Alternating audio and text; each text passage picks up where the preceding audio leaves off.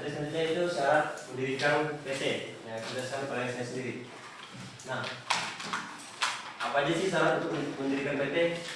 Bisa kita lihat di sini. Syarat yang pertama itu PT harus didirikan minimal oleh 2 orang atau lebih dari akta notaris yang dibuat menggunakan bahasa Indonesia. Jadi PT itu harus dibuat oleh 2 orang. Kenapa harus 2 orang?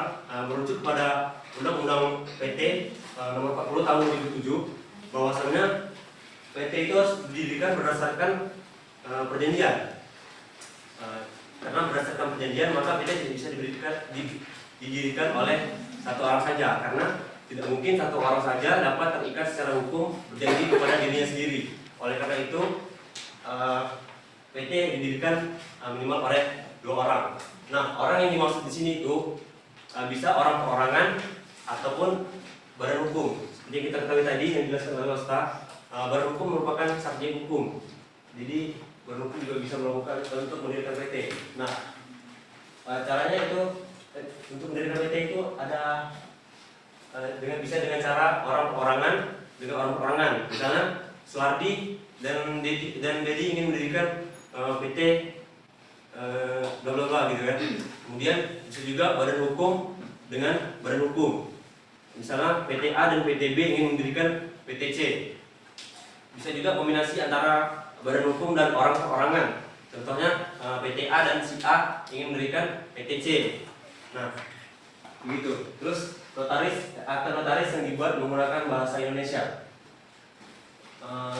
Dalam pembuatan akta notaris ini yang kita bikin di kantor notaris itu kita harus menggunakan bahasa Indonesia, tidak boleh menggunakan bahasa asing. Kemudian syarat yang kedua yaitu setiap PT wajib mengambil bagian saham pada saat PT didirikan. Nah, jadi pada saat pendirian itu para pendiri PT itu harus mengambil bagian-bagian sahamnya. Nah, sebagai contoh nih, si A dan si B ingin mendirikan PT C. Terus modal dasar dari pendirian PT tersebut sebesar 1 miliar rupiah yang terbagi menjadi 1000 saham yang besarannya 1 juta rupiah per saham.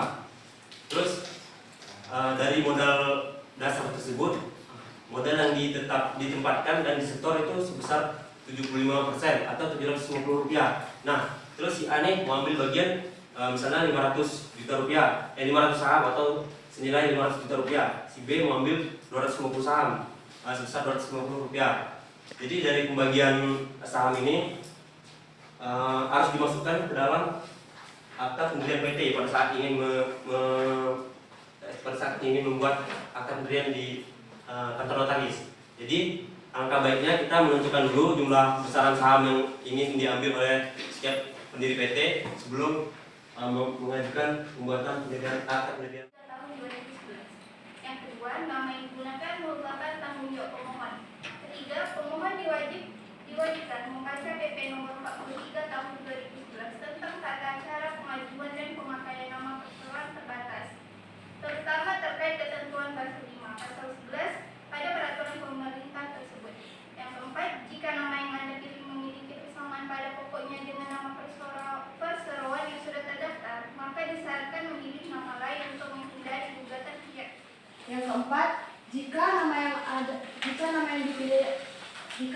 dipilih memiliki persamaan pada perseroan yang lain, maka disarankan untuk memilih atau menghindari nama tersebut karena menghindari dari gugatan pihak ketiga. Yang kelima, segala bentuk gugatan pihak ketiga terkait penggunaan nama ini menjadi tanggung jawab pemohon.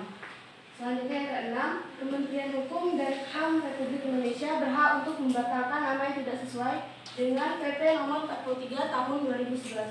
Dan yang terakhir, biaya PNBP yang sudah digunakan tidak dapat diminta kembali.